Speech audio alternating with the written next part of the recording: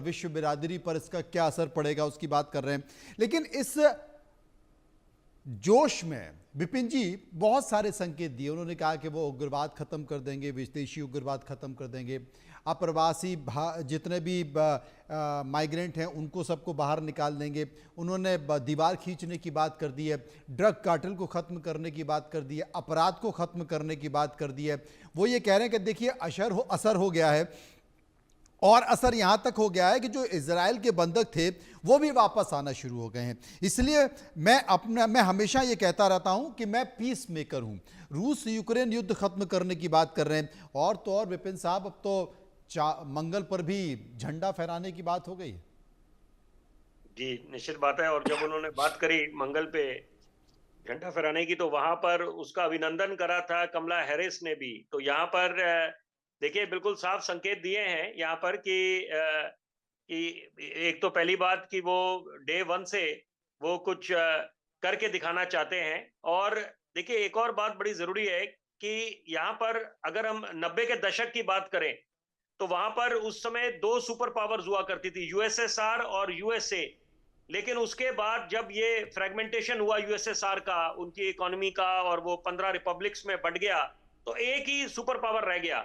तो यहाँ पर अभी चाइना की अलग बात है, लेकिन यहाँ पर अभी इस समय अमेरिका के पास भी काफी दुश्मन हैं जिनका उनको सामना करना है, जो चुनौती बना के बैठे हुए हैं। तो ऐसे में हिंदुस्तान के साथ भी वो अगर अच्छे, हिंदुस्तान के पास एक स्वर्णिम अवसर है। लेकिन साथ साथ आज जो उनका जो ये एक उन्होंने जो वहां की जनता को एक संबोधन करा, तो वहां पर बिल्कुल कई ऐसे उन्होंने संकेत दिए कि वो ये वाला जो उनका टर्म 2 होगा, ट्रम्प 2.0, ये बहुत निर्णायक होगा, डिसाइसिव होगा। इसमें कई ऐसे लैंडमार्क कुछ कदम उठाएंगे, रिफॉर्म्स उठाएंगे, जो मिसाल कायम होंगे, केस स्टडी बनेंगे अपने आप में। और वो जैसे कि उन्होंने बोला, 250 वर्ष का जो इतिहास रहा है अमेरिका का, उसमें सबसे ज्यादा आलोचना या चुनौतियां किसी ने सामना करना पड़ा है, तो वो खुद वो उसकी जीती जागती मिसाल है, डोनाल्ड ट्रंप। तो यहाँ पर अब क्योंकि संकेत काफी दे दिए हैं, तो यहाँ पर जो जिन लोगों की तरफ उन्होंने इशारा करा है, तो वो भी उनका भी काफी आज उनके लिए भी बड़ी चिंता की बात होगी कि अब इस समय एक ऐसा यहाँ पर राष्ट्रपति का कार्यभार संभालने जा रहे हैं जो बिल्कुल टफ टास्क मास्टर भी हैं और जो कड़े फैसले लेंगे। और साथ में, जबकि एक तरफ वो बात करते हैं विंडिक्टिव नहीं होंगे हम, कि यहाँ पर बदले की भावना से काम नहीं करेंगे। जो हिंदुस्तान में एक शब्द का इस्तेमाल होता है, वेंडेटा।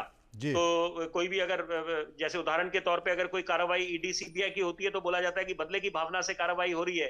तो यहाँ पर उनकी कथनी और करनी में कितना फर्क होता है, क्या वो उसमें सही मायने में अमल करते हैं कि बदले की भावना से नहीं करेंगे और अमेरिका फर्स्ट की बात करेंगे, उस पर अमल करेंगे, और अमेरिकन का हित किसमें है कि यहाँ पर जितने भी अवैध घुसपैठिए हैं उनको कैसे बाहर का रास्ता दिखाया जाए, उनको बाहर करा जाए, ताकि जो अमेरिका जाना जाता है land of opportunities, the big Apple, वो सही मायने में उनकी इकोनॉमी में आगे बढ़े। और जो उन पे लोगों की निगाहें होती हैं कि जैसे जितने बड़े मुल्क उनके साथ व्यापारिक नाते उन्होंने रखे हुए हैं, तो वो भी कैसे उनका इंटरेस्ट पहले वो सर्व हो। ये बड़ी बात है। और मैं मनोज जी से एक बात पूछना चाहता हूँ। मनोज जी, तमाम सारी बातों का जिक्र करते करते चीन को एक संकेत देने की कोशिश की है। चीन को संकेत दिया है उन्होंने पनामा कनाल को लेकर, और सीधे कहा है कि बनाई हमने और उस पर कब्जा चीन का है, इसे बर्दाश्त नहीं किया जाएगा। अपने शुरुआती भाषण में अगर इस तरह का जिक्र किया जा रहा, तो यानी कि ये कहा जाए कि तलवार यहीं से खींचना शुरू हो गई। बिल्कुल बिल्कुल। देखिए, एक चीज समझिए, हम सबको जानना होगा, क्योंकि कोई भी देश का अपना एक यूएसपी होता है। अगर हम विश्व के जितने देश हैं, अगर आप हर देश के इतिहास को जानिए और उसका वर्तमान राजनीतिक समीकरण दिखे, तो उसकी अपनी एक यूएसपी होती है। तो अमेरिका की अपनी यूएसपी है।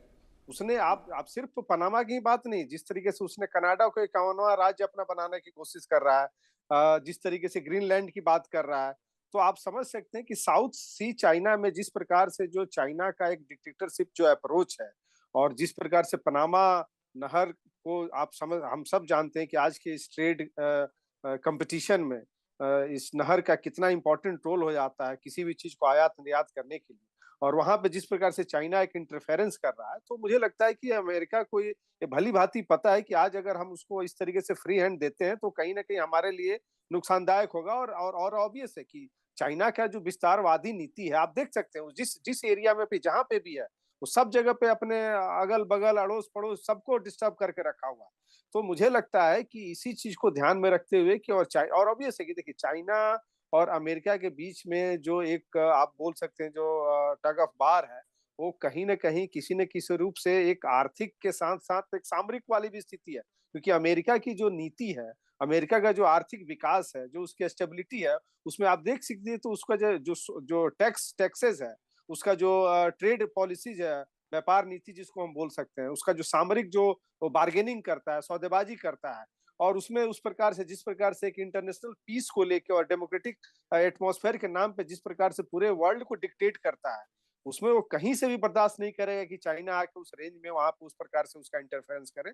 और मुझे लगता है कि उसी को ध्यान में रखते हुए आज उन्होंने अपने स्पीच में इस बात को रखा और इसके पहले भी वो और इस पे बहुत सारे डिबेट पे बोल चुके हैं। तो मुझे लगता है कि ये और आप मैंने अभी अपने पहले वक्तव्य में बताया था कि जो उनके फॉरेन मिनिस्टर है, वो बिल्कुल एंटी चाइना पॉलिसीज को अडॉप्ट करते हैं। जो उनका जी। राष्ट्रीय नेशनल सिक्योरिटी एडवाइजर है, वो भी एंटी चाइना पॉलिसीज को प्रमोट करने वाले लोग हैं। तो आप समझ सकते हैं कि उनका इंडिकेशंस क्या है। विपिन जी, मुस्लिम देशों के आवागमन पर प्रतिबंध की बात की जा रही है, लेकिन अपना जो उनका चुनावी सभाओं थी, इस बार अल्पसंख्यकों को लेकर थोड़ा सॉफ्ट दिखाई दिए थे ट्रंप। और दूसरी ओर आवागमन पर प्रतिबंध लगाने की बात की जा रही है, इसे किस तौर पर देखें? देखिए, पहले अपने कार्यकाल में उन्होंने कई बातें बोली थी, रेडिकल इस्लाम की बात करी थी हम्म। और उसकी तरफ संकेत दिए थे। तो यहाँ पर इसमें भी कोई शक शुबा नहीं है कि उनके जो सलाहकार हैं उन्होंने बिल्कुल उनको ये हिदायत दी होगी कि आप किस तरह की आपकी बॉडी लैंग्वेज क्या होनी चाहिए, आप क्या संकेत देते हैं, कि ऐसा ना हो कि डे वन से ही आपके संकेत से पूरी वर्ल्ड सिटीजनरी को ऐसा संकेत जाए कि आप बिल्कुल ही आप दुनिया को बिल्कुल तीसरे विश्व युद्ध की तरफ ले जाएं, धकेल दें। क्योंकि यहाँ पर दुश्मन भी काफी है अमेरिका के।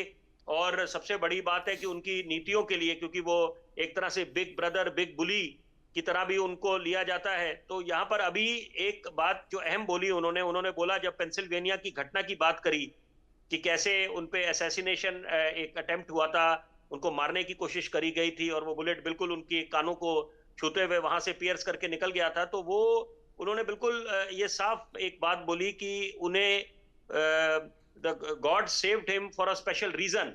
तो वो उस चीज को जस्टिफाई करना चाहते हैं कि ये एक किसी खास मकसद के लिए अब उनका ये दूसरा कार्यकाल शुरू होने जा रहा है। और जैसे कि वो सदर्न बॉर्डर्स मेक्सिको के उसको सेफगार्ड कर रहे हैं, शील्ड कर रहे हैं, आर्मी की तैनाती होगी।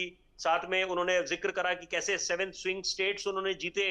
तो यहाँ पर अब जो है, क्योंकि चुनौतियां अपनी जगह हैं, लेकिन साथ साथ ये कार्यकाल उनका निर्णायक हो। और सबसे बड़ी बात है रिपोर्ट कार्ड बेस्ड परफॉर्मेंस हो, कि कुछ दिखाने के लिए हो, महज ये ना रहे कि वो बातों में रह जाए। क्योंकि अमेरिका के जितने भी राष्ट्रपति रहे हैं उनका जो कार्यकाल रहा है बड़ा निर्णायक रहा है। और जो बाइडेन का भी देखिए अलग बात है, वो अलग बात है कि वो काफी कड़ी आलोचना झेलना पड़ी थी उनको कि भाई ये क्या कारण रहा कि इतने वर्षों से तैनाती हुई थी यूएस ट्रूप्स की, और उसको फिर अफगानिस्तान से वापस ले आया गया, उसके क्या हासिल करा अमेरिका ने। तो यहाँ पर अभी ऐसे कुछ फैसले जिसकी आलोचना हुई है, तो गलतियों से क्या सीख ली है अमेरिका ने, उस पर क्या अमल करना है। तो ये कई उनकी फॉरेन पॉलिसीज कैसे और रोबस्ट हो, बढ़िया हो, जिसमें अमेरिका फर्स्ट का हित सामने दिखे, उस पर अमल हो। तो ये मुझे लगता है कि काफी कुछ अभी इस समय ग्राउंड वर्क करना पड़ेगा, अपना रोड मैप तैयार करना पड़ेगा। और उनकी जो टीम है उस पर काफी कुछ निर्भर करेगा। और एलॉन मस्क का क्या उनको क्या जिम्मेदारी दी जाएगी, क्योंकि देखिए बड़े एक अहम किरदार में वो उभरेंगे, आएंगे आगे, और एक बड़ी अहम भूमिका निभाएंगे आने वाले इन 4 वर्षों में। ये बड़ा सवाल है। एक और बात ट्रंप ने की थी मनोज जी, जिसमें वो कह रहे थे कि अभिव्यक्ति की आज़ादी को वापस मैं लेके आऊँगा, क्योंकि अभी ख़त्म की जा रही है। सेंसरशिप लगाने की बात की जा रही थी। वो ये भी कह रहे थे कि हम अपने राजनीतिक प्रतिद्वंदी को दबाव से ख़त्म नहीं करेंगे। यानी उनके साथ जो हुआ उसके मद्देनज़र वो अभिव्यक्ति की आज़ादी को लेकर एक संकेत देने की कोशिश कर रहे हैं। लेकिन वो इस बात का भी जिक्र कर रहे थे कि यहाँ मेल है फीमेल है, ट्रांसजेंडर कुछ नहीं है। मुझे लगता है कि आने वाले समय में सड़कों पर आपको ट्रांसजेंडर दिखाई देंगे अपने अधिकारों की लड़ाई लड़ते हुए। वो कहेंगे नहीं, हमारी अभिव्यक्ति का क्या हुआ। देखिए ये जो अभिव्यक्ति वाली जो बात उन्होंने कही है, एक तरीके से एक चाइना को भी मैसेज दिया है उन्होंने, क्योंकि आज आप समझ सकते हैं कि चाइना में अभिव्यक्ति की आजादी नहीं है। वहां पे आप स्टेट के अगेंस्ट में आप कुछ नहीं बोल सकते हैं। तो इसे वहां पे बिजनेस, जिस प्रकार इसे बिजनेस से जोड़कर या व्यवसाय के से जोड़कर आप देख सकते हैं, क्योंकि एलन मस्क भी सरकार में है और सोशल मीडिया का बड़ा प्लेटफॉर्म उनका है। हाल के दिनों में वो स्टार लिंक लेकर आ रहे हैं, भारत में भी संघर्ष कर रहे हैं। भारत में भी अभी परमिशन दी नहीं है, बिना परमिशन के, हालांकि कई इलाकों में चालू हो गया है। तो मुझे लगता है कि इसे आप व्यवसाय से जोड़कर भी देखें। बिल्कुल, देखिए ये प्राइवेटाइजेशन का एक सबसे मतलब एक तरीके के एलिमेंट्स है। अगर कैपिटलिज्म को बढ़ावा देना चाहते हैं तो आपको अभिव्यक्ति को, टेक्नोलॉजी को, जो आपका फ्री थिंकिंग माइंड्स है, उसको अगर आप प्रमोट नहीं करेंगे तो आप फिर ये गेन नहीं कर सकते। आज एलन मस्क जो जिस प्रकार से बिल्कुल एक स्टेट की तरह एक पैरेलल इकोनॉमी पूरे वर्ल्ड को रेगुलेट कर रहे हैं, तो उसके पीछे आप देख सकते हैं कि फ्रीडम ऑफ एक्सप्रेशन का ही मामला है। और ऑब्वियस है कि किसी भी गवर्नमेंट सिस्टम में जब तक आप किसी को फ्री हैंड नहीं देंगे, जब तक उसको आप सपोर्ट सिस्टम नहीं देंगे, तो मुझे लगता है कि वो चीज आप प्राप्त नहीं कर सकते हैं जिस चीज के लिए आप जो भी कमिटमेंट करते हैं, या कोई भी, चाहे अमेरिका हो या कोई भी देश हो। तो मुझे लगता है कि और उसी को ध्यान में रखते हुए जो सेंसरशिप से वो हटाने की जो बात हो रही है, ऑब्वियसली क्योंकि आज की डेट में सोशल मीडिया बहुत ही इम्पैक्ट डालने वाला एक टूल्स बन गया है पूरे देश को और पूरे विश्व को, और हर व्यक्ति के जीवन में इसका प्रभावित है। आज जिस प्रकार से एआई का समय आ रहा है, आर्टिफिशियल इंटेलिजेंस आने के बाद से हम समझ सकते हैं कि हम लोगों का जीवन किस प्रकार का होगा, किस तरीके की सोच होगी, हम आगे क्या करने वाले हैं वो हमारा मशीन सब कुछ बता देगा। तो मुझे लगता है कि ये जो आने वाला जो भविष्य है, उसी को ध्यान में रखते हुए, जो आने वाला जनरेशन है उसको ध्यान में रखते हुए उन्होंने इन सब बातों को रखा है। और इसमें ऑब्वियस है कि इसको आपको रखना ही पड़ेगा, क्योंकि अब ये है कि अभिव्यक्ति का आजादी आप कहाँ तक उसको जस्टिफाई करते हैं, कब तक वो स्टेट के लिए खतरा बन जाता है और कब स्टेट के लिए फायदेमंद पहुंचता है, तो ये तय करना फिर वहां गवर्नमेंट सिस्टम आ जाता है। तो इन सब चीजों को भी ध्यान रखना होता है। तो मुझे लगता है कि ये ऑब्वियस है कि इसके पीछे एक मतलब मार्केट भी है, और उनका जो एक पॉलिसीज है ट्रेड का, और जिस प्रकार से प्राइवेट सेक्टर और प्राइवेट प्लेयर्स को जिस प्रकार से वो लेके आ रहे हैं, क्योंकि हम सबको पता है कि पूरे वर्ल्ड को 3 सेक्टर ही डोमिनेट करता है अभी तक। एक जो फार्मास्यूटिकल है, दूसरा डिफेंस है, और तीसरा एनर्जी है। लेकिन अब आज के डेट में एक चौथा जो टेक्नोलॉजिकल जो वार जिस तरीके से आ रहा है, एआई, मुझे लगता है कि वो, और उसमें सोशल मीडिया को आप उसको जोड़ के ही देख सकते हैं, और जिस प्रकार से इसका पेनिट्रेशन बढ़ रहा है, डे बाई डे बढ़ते जा रहा है। तो ये एक नया क्षेत्र है पूरे विश्व के लिए इसमें, और ऑब्वियसली इसमें आज भी अग्रणी भूमिका अमेरिका की है। बिल्कुल, और नंबर्स भी बड़ा महत्वपूर्ण योगदान रख रहे हैं, इसलिए शायद पूरे विश्व में उस तरीके से प्रभावी भी है। राजीव मेरे साथ मौजूद है। राजीव, अगर ट्रंप के भाषण को देखा जाए तो शायद ही कोई ऐसा विषय है जिसे उन्होंने नहीं छुआ हो, चाहे वो बिजनेस की बात हो, रोजगार की बात हो, युवाओं की बात हो, महिलाओं की बात हो, सामाजिक सरोकार की बात हो, या फिर अंतर्राष्ट्रीय सीमाओं की बात हो, और सुरक्षा की भी बात हो, माफिया की बात हो, अपराध की बात हो, व्यापार की बात हो। शायद ही ऐसा कोई मुद्दा हो जिसे उन्होंने नहीं छुआ हो। इसके साथ साथ उन्होंने ये भी बताने की कोशिश की कि मैं परेशान रहा, मुझे परेशान किया गया, मुझे डराया गया, मुझे धमकाया गया, मुझे मारने की कोशिश की गई, लेकिन बावजूद मैं खड़ा हूं और डट के खड़ा हूं। मुझे ट्रंप के भाषण में एक बात सबसे ज्यादा नोटिस कर गई मनोज जी, और वो बात ये कि शुरू और आखिर दोनों ही सेंटेंस जो थे उनके वो सेम थे। The golden era of United states starts now, ये उन्होंने शुरू में भी कहा और ये खत्म करते हुए भी कहा। कहीं बहुत वो अमेरिका को और दुनिया को ये बताने की कोशिश कर रहे थे कि अमेरिका का गोल्डन एरा उनके नाम के साथ जुड़ा हुआ है, जैसा उन्होंने प्रचार किया था। बीच की कही गई बातें आगे पीछे ऊपर नीचे हो सकती हैं, लेकिन उन्होंने रजिस्टर कराने की यही कोशिश की कि अब तक जो था, और ये बात यहां पर आप भी ध्यान दे रहे होंगे, बाइडेन बगल में बैठे हुए थे, उनकी वाइस प्रेसिडेंट जो वाइस थी कमला हैरिस, वो भी बैठी हुई थी, तब वो ये बात कह रहे थे कि अब तक जो था वो किस हालत में था, लेकिन गोल्डन एरा अब शुरू हो रहा है। और ये बात उन्होंने रिपीट की। यानी उन्होंने अपनी लाइन तय कर ली है, उन्हें क्या करना है, किस तरीके से आगे बढ़ना है। और आप लगातार इस डिस्कशन में एक बात पर जोर देते रहे कि वो नोबेल प्राइज लेने की तरफ आगे कोशिश कर रहे हैं, तो ऐसा कुछ कुछ दिखाई भी पड़ता है, क्योंकि उन्होंने बहुत सारे ऐसे मुद्दों को छुआ है जो दुनिया में शांति की तरफ आगे जा सकते हैं। उन्होंने बिना मुद्दे के पूरा समाप्त हुए उन्होंने ये कह दिया कि हॉस्टेजेस की वापसी शुरू हो चुकी है, यानी वो ये कह चुके थे इजराइल हमास कॉन्फ्लिक्ट खत्म हो गया है और अब उनका अगला उद्देश्य रूस और यूक्रेन को कॉन्फ्लिक्ट को खत्म करवाना है। तो बहुत कुछ तो वो तय कर चुके हैं अपने भाषण में, लेकिन इस बात का एहसास दिलाना वो नहीं भूले कि गोल्डन एरा अमेरिका का कभी शुरू हुआ हो या नहीं शुरू हुआ हो, या पिछले राष्ट्रपतियों का कैसा भी रहा हो, शुरू तो अभी हुआ है। शुरू तो अभी हुआ है, वाकई सही है। मनोज जी मेरे साथ मौजूद है। मनोज जी, लगता है कि शायद यूक्रेन और रशिया 24 घंटे में तो नहीं, लेकिन हो सकता है कि आने वाले समय में ऐसे संकेत निकल कर आएँ कि तल्खियाँ कम हो रही हैं, जिस तरीके से धमाके और जिस तरीके से हमला दोनों तरफ से हो रहा था उस तरीके से शायद ना हो। इसके अलावा जो सबसे बड़ी बात है, क्योंकि आज जो कुछ भी घट रहा है, रशिया जो कुछ भी झेल रहा है, उसके पीछे कोई और नहीं, उसके पीछे अमेरिका है, क्योंकि अमेरिका ही है जो नाटो के साथ खड़ा हुआ है और अमेरिका के इशारे पर ही नाटो देश यूक्रेन को शक्ति, हथियार और क्षमता प्रदान कर रहे हैं, इसलिए वो रशिया से लड़ भी पा रहा है। और इन सब के बीच दूसरी तरफ अमेरिका रशिया की कई कंपनियों पर सैंक्शन भी लगा रहा है, जिसके कारण वो आर्थिक तौर पर बड़ा परेशान हो रहा है। आने वाले समय में मुझे लगता है कि मनोज कुमार जी मेरे साथ मौजूद हैं, आने वाले समय में क्या माना जाए कि अमेरिका रशिया के ऊपर ये सैंक्शन खत्म कर सकता है? देखिए, एक चीज हम सब लोगों को समझना होगा, क्योंकि आज रशिया और यूक्रेन का जो क्राइसिस है वो it is not the natural crisis, ये क्रिएटेड क्राइसिस था। तो जो चीज क्रिएटेड होता है उसको वो आसानी से समाप्त नहीं होता।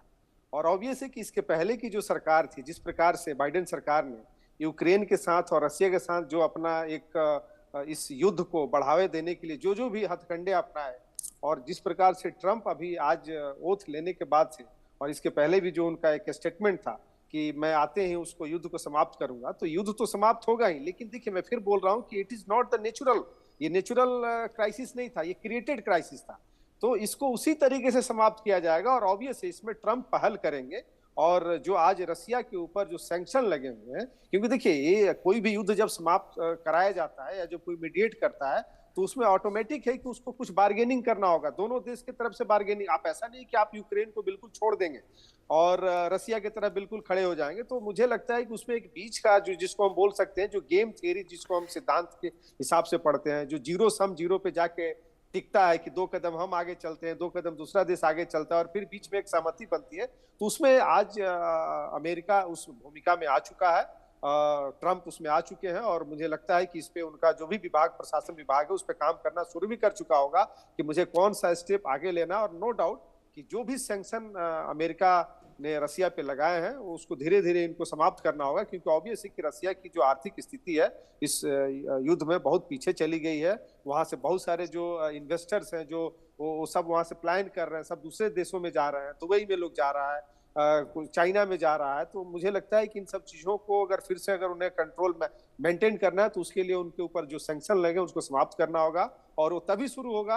और आज उन्होंने शुरुआत का श्री गणेश कर दिया, जैसे अभी इजराइल और हमास को लेकर जो उन्होंने बोला, अपने स्पीच में बोला, और बार बार जो आप खुद बोल रहे थे कि शुरुआत में और आखिरी में जो गोल्डन एरा का जो शुरुआत, जो स्वर्णिम युग की जो बात कर रहे हैं, तो मुझे लगता है कि उसी चीज को फोकस करा रहे हैं और अपनी की हुई चीजों को कैपिटलाइज करा रहे हैं। पूरे वर्ल्ड पॉलिटिक्स में अपने उस इनिशिएटिव को कैपिटलाइज करने का प्रयास कर रहे हैं कि मैंने जो बोला था वो मैं कर रहा हूँ।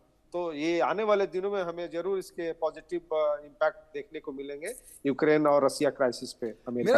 मेरा सवाल ये इसलिए भी था क्योंकि तमाम दूसरे देशों के जो प्रोजेक्ट हैं रशिया के जो चल रहे हैं वो भी ठप पड़े हैं, बंद पड़े हैं, अटके हुए हैं।